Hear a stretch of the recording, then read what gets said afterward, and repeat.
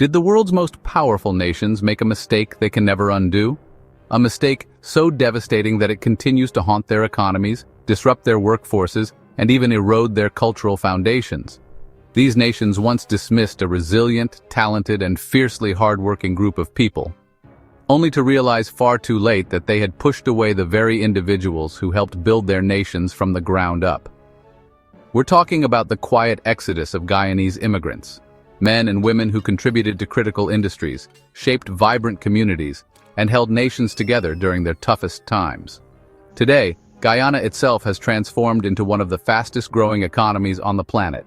Skilled professionals from this small but mighty nation are now in high demand across the globe.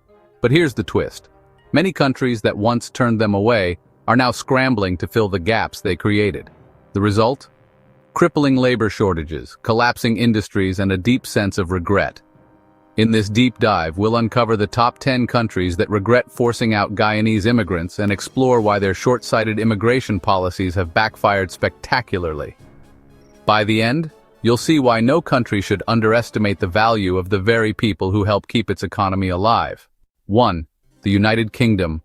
From welcoming hands to closed doors. For decades, the United Kingdom stood as a beacon of opportunity for Guyanese immigrants. After World War II, Britain desperately needed workers to rebuild a nation battered by conflict. That call was answered by the Windrush generation, Caribbean migrants, including thousands from Guyana, who settled in cities like London, Birmingham, and Manchester. They became nurses, bus drivers, construction workers, and caretakers, forming the backbone of key industries. But in recent years, Britain shifted from welcome to hostility. A hostile environment policy tightened immigration rules, demanding decades-old proof of residency from long-term Commonwealth citizens. Many who had lived, worked, and paid taxes in the UK for most of their lives suddenly faced threats of deportation, job loss, and denial of healthcare. The infamous Windrush scandal exposed these injustices, revealing how elderly Guyanese residents were wrongfully detained or expelled. Brexit only deepened the crisis. Post-Brexit immigration laws favored European workers over non-EU migrants, slamming the door shut on skilled Guyanese professionals. The results were disastrous. NHS hospitals, once staffed by Guyanese nurses, now suffer from chronic shortages. London's transport system faces strikes and staff gaps. Construction projects are delayed due to a lack of skilled tradespeople. Britain assumed automation and EU labor could replace Guyanese workers. They were wrong. Today, while the UK struggles, Guyana's booming oil economy attracts those same skilled workers. Britain's loss has become Guyana's and other nations' gain, a mistake Britain now deeply regrets. Canada has long been admired as one of the most immigrant-friendly nations in the world. For decades, Guyanese immigrants found opportunity and stability there. They settled in Toronto, Vancouver, and Montreal, becoming integral to the healthcare system, skilled trades, transportation, and small business communities. Nurses from Guyana filled critical gaps in hospitals. Skilled tradespeople built homes, repaired roads, and strengthened Canada's growing cities. But a subtle shift in immigration policy began to change everything. Canada adopted a stricter points-based immigration system that prioritized younger, highly educated candidates with advanced degrees. While this was designed to attract top-tier talent, it unintentionally excluded many experienced Guyanese workers who had years of practical expertise but didn't meet the new narrow criteria. Provincial nominee programs reduced quotas for healthcare and construction jobs, fields where Guyanese immigrants historically thrived. On top of that, processing delays left many applications in limbo for years. Express entry scores were raised, making it nearly impossible for many qualified workers from Guyana to qualify. The message became clear. Canada was no longer the guaranteed haven it once was. Now Canada is facing one of its worst labor shortages in modern history. Hospitals in Ontario, Alberta, and British Columbia are closing emergency rooms due to lack of staff. The housing crisis has worsened because there simply aren't enough carpenters, plumbers, or electricians. Trucking companies are struggling to find reliable drivers, disrupting supply chains. Ironically, many Guyanese who once would have chosen Canada are now staying home for lucrative oil industry jobs, or moving to the US where policies have eased. Canada underestimated how much it relied on this English-speaking, hard-working community. Its loss is now Guyana's gain. For decades, the United States was a top destination for Guyanese immigrants. Large Guyanese communities thrived in New York, Florida, and New Jersey, where they became essential to industries like home healthcare, construction, hospitality, and small business ownership. Many families built generational roots, contributing to America's cultural diversity and workforce stability. But during periods of stricter immigration enforcement, particularly in the 1990s and early 2000s, Guyanese immigrants faced deportation threats, visa backlogs, and complex legal hurdles. Temporary work visas were harder to obtain, and green card processing slowed to a crawl. As fear spread, many Guyanese workers left voluntarily or avoided migrating altogether. The effects were subtle at first, but over time, industries began to feel the loss. Home healthcare agencies, which relied heavily on Guyanese caregivers to look after America's aging population, faced staff shortages. Construction companies that counted on reliable, skilled Guyanese laborers struggled to meet project deadlines. Restaurants, hotels, and cleaning services, sectors where many Guyanese workers built careers, found themselves desperate for dependable staff. The U.S. didn't realize how deeply it depended on this community until they were gone. Now, with a tight labor market and an aging workforce, businesses are practically begging for workers. Meanwhile, many Guyanese have found better opportunities in Canada, the Caribbean, or right back home in Guyana's booming oil economy. The United States assumed that one immigrant group could easily be replaced by another. But Guyanese workers brought unique advantages: English fluency, adaptability, and a strong multi-generational work ethic. Losing them left a gap that has proven difficult to fill. Trinidad and Tobago once hosted a vibrant Guyanese community that contributed heavily to construction, agriculture, and the energy sector.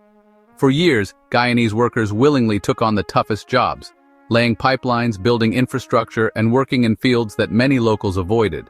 However, over time, rising tensions and restrictive work permit policies made it harder for Guyanese to remain. Complaints about foreigners taking local jobs fueled public pressure on the government to tighten labor laws. Work permits became harder to obtain, and residency requirements were more aggressively enforced. Many Guyanese workers decided it wasn't worth the constant uncertainty and left. The fallout was immediate. Trinidad's energy projects, already facing tight deadlines, began experiencing delays due to a shortage of skilled workers. Construction companies struggled to complete housing and commercial projects. Agriculture output fell as farms lacked the labor needed to maintain production levels. Local workers were unwilling, or in some cases unqualified, to step into these roles. As a result, project costs soared and economic growth slowed. Ironically, the very same people Trinidad pushed away are now in demand elsewhere, especially in Guyana, where the oil boom has created thousands of well-paying jobs. Trinidad assumed it could manage without Guyanese labor. Instead, it lost a vital workforce that was holding key industries together. Barbados's economy has always depended on two main sectors: tourism and agriculture. For decades, Guyanese immigrants quietly supported both. They worked in hotels, resorts, and restaurants, ensuring tourists experienced world-class service. They also played an essential role in agriculture, helping maintain sugarcane fields and other crops. But in an effort to crack down on undocumented workers, Barbados introduced stricter immigration enforcement. Guyanese workers, many of whom had lived there for years, were suddenly targeted for deportation or denied work permits. The government believed that by reducing foreign labor, it would create more opportunities for Barbadians. The opposite happened. Tourism suffered almost immediately. Hotels and resorts faced severe staff shortages, leading to longer wait times and declining service quality. Tourists noticed, and complaints increased. Agriculture also faltered. Without enough hands to harvest crops, productivity dropped. Soon, business owners were sounding the alarm. The very workers Barbados had driven away were the ones keeping its most important industries afloat. Replacing them was far more difficult than expected. Now, as Guyana's economy surges, many former workers have returned home or moved to other Caribbean nations with more open policies. Barbados is left trying to repair the damage. It learned too late that Guyanese labor was not a burden, it was an asset. The Bahamas once had a sizable Guyanese workforce in construction and hospitality. They built hotels, maintained resorts, and provided skilled labor for infrastructure projects. But political pressure to protect local jobs led the government to deport hundreds of Guyanese workers. Officials claimed foreign labor was displacing Bahamians. At first, locals celebrated the move. But soon, the reality set in. Construction projects slowed dramatically. Skilled tradespeople were in short supply, causing delays and driving up costs. Hotels and resorts struggled to maintain service standards. Some even had to reduce capacity because they couldn't find enough staff. Tourists began noticing the decline in service quality. Complaints about long wait times and poor hospitality increased. For a tourism-dependent nation like the Bahamas, this was a serious economic blow. Efforts to recruit local workers largely failed because many Bahamians were either uninterested or lacked the necessary skills. Replacing experienced Guyanese staff wasn't as simple as officials believed. Meanwhile, Guyanese workers who left the Bahamas found better opportunities elsewhere, either in Guyana itself, which is booming, or in more welcoming countries. The Bahamas learned the hard way that pushing away hardworking immigrants can cripple the very industries that sustain your economy. Suriname's economy has long relied on natural resources like gold mining and logging. Guyanese immigrants played a critical role in these industries, bringing expertise in extracting and processing resources. They worked in remote, challenging environments that many locals avoided. But when Suriname introduced stricter residency laws and tighter enforcement of immigration rules, many Guyanese workers were forced to leave. What followed was economic disruption. Gold mining operations slowed significantly. Logging companies couldn't keep up with demand because they lacked the skilled labor to operate machinery and manage production. Exports declined, reducing government revenue and harming local businesses that depended on the resource sector. Local workers simply couldn't fill the gap. Either they lacked the necessary skills or were unwilling to work under such harsh conditions. As production declined, Suriname's economy began to contract. Meanwhile, the Guyanese workers who once fueled Suriname's growth returned home to find better-paying jobs in Guyana's oil industry or moved to countries that valued their skills. Suriname learned that removing an essential workforce doesn't protect the economy, it weakens it. Venezuela has faced one of the worst economic crises in modern history, with hyperinflation, political instability, and collapsing infrastructure. During these struggles, the government grew increasingly hostile toward immigrant workers, including those from Guyana. Many were accused of taking resources meant for locals. But as the economy worsened, Venezuela desperately needed skilled labor to maintain its oil facilities, rebuild infrastructure, and support agriculture. By forcing out Guyanese workers, it lost a pool of reliable, experienced labor at the worst possible time. Oil production, already in decline, fell even further due to a lack of skilled workers. Infrastructure crumbled faster without the expertise to repair it. Farms were abandoned, exacerbating food shortages. Ironically, Venezuela's hostile policies only deepened its crisis. Meanwhile, Guyanese workers who left Venezuela were welcomed elsewhere, or stayed home to help build Guyana's thriving new economy. Jamaica's agriculture sector has long relied on migrant workers, particularly from Guyana.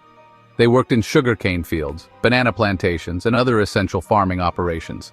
But immigration crackdowns and restrictive work permit rules pushed many away. Without Guyanese workers, farms struggled to keep up with demand. Crops were left unharvested, leading to reduced supply and higher food prices. Agricultural exports suffered, hurting Jamaica's economy. Locals were unwilling or unable to replace the lost labor force, leaving a void that machines couldn't fill. Farmers warned the government that the crackdown was backfiring, but by then, many Guyanese workers had moved on. Today, Jamaica faces rising food costs and reduced agricultural output, all because it underestimated the value of Guyanese migrant labor. Antigua's economy depends almost entirely on tourism. For years, Guyanese workers staffed hotels, resorts, restaurants, and transportation services, ensuring visitors received top-notch hospitality. But stricter work permit rules and anti-immigrant sentiment drove many away. Suddenly, hotels faced staffing shortages, service quality dropped, and complaints from tourists increased. Some resorts even had to close sections temporarily due to lack of staff. The tourism industry, which is Antigua's lifeblood, began to suffer. Efforts to replace Guyanese workers with locals failed because the experience and reliability weren't the same. Meanwhile, Guyanese workers moved to countries with better opportunities, or returned home to participate in Guyana's booming economy. Antigua was left struggling to maintain its reputation as a premier tourist destination. Every one of these countries underestimated the value of Guyanese immigrants. They assumed they could easily replace a workforce that had not only filled jobs, but also enriched their economies and cultures. When these workers left, the damage was immediate and long-lasting. Meanwhile, Guyana itself is thriving. Its oil boom has transformed it into one of the world's fastest-growing economies. Skilled workers who once sought opportunities abroad are now in demand at home, making it harder for these nations to lure them back. The message is clear. Pushing away hard-working immigrant communities comes at a steep cost. If this story opened your eyes, share it. Let more people see how short-sighted policies can backfire in ways no one imagined. And stay tuned, because next time, we'll uncover even bigger secrets that governments don't want you to know.